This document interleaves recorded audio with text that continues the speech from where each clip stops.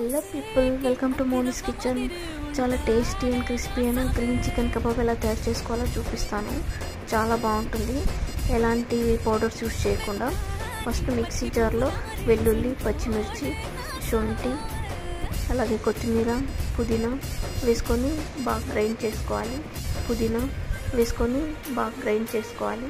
Grind చేసుకున్నాక చికెన్లోకి వేసుకొని కొద్దిగా కారపొడి, పసుపు పొడి, ధనియా పొడి, ఆల్ పర్పస్ ఫ్లవర్, తర్వాత ఎగ్ వేసుకోవాలి. ఆ తర్వాత రుచికి తగినంత సాల్ట్ వేసుకొని బాగా మిక్స్ చేసుకోవాలి.